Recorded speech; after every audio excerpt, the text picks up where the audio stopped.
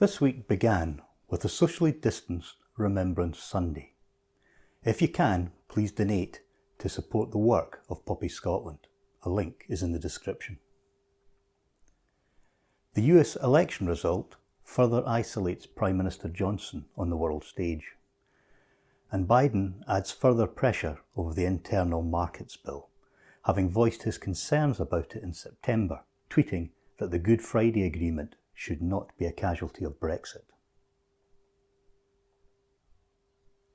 Despite the Tories' Trumpian contortions to try and deny democracy to Scotland, the people are having none of it, and recognise a pro-independence majority as a mandate. More positive news with the announcement of major progress towards a viable COVID-19 vaccine.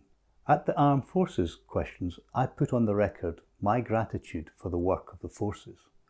May I put on the record my gratitude for the work that the Armed Forces are doing in combating this global pandemic. And at the health statement, I called for the real living wage to be paid.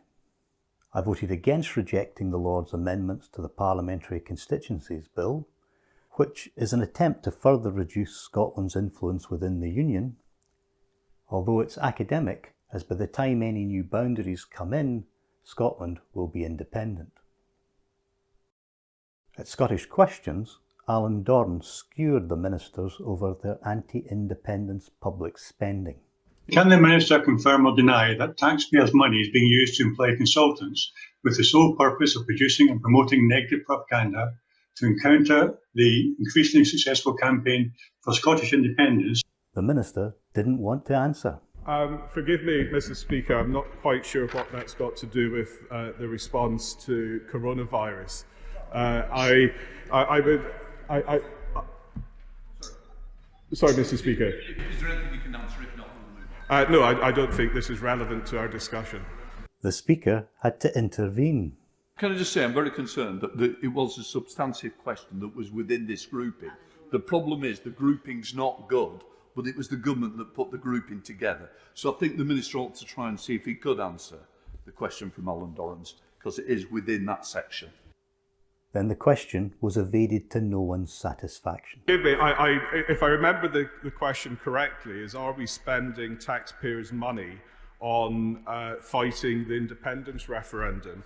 My answer to that is we do not wish another independence referendum. The last thing the people of Scotland need, the businesses in Scotland need, the jobs in Scotland need, is the uncertainty that another independence referendum would create. At least there is an answer, even if it's not the kind I wished.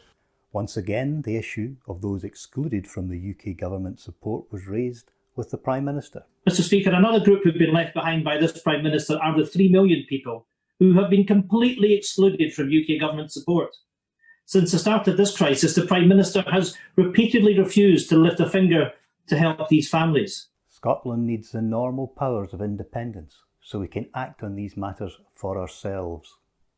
After a week in which the Tories have simultaneously advocated no referendums for 40 years or more, and 2 referendums within the next couple of years, Kenny MacAskill warned them against further referendum shenanigans. Scots have learned, as the Secretary of State will know, from the trickery of 1979 when even the dead were counted against. Does the Secretary of State not then realise that the people of Scotland will not accept political chicanery on the number or nature of the question to be asked? Another week and more independence opinion polls, giving yes a sustained majority. That's 14 in a row now. The week ended with several online constituency meetings after my weekly advice surgery. Get in touch if you wish to speak with me on any matters. Saturday is the festival of Diwali. Best wishes to all of my constituents and all my relatives who are celebrating this weekend. Happy Diwali. See you all next week.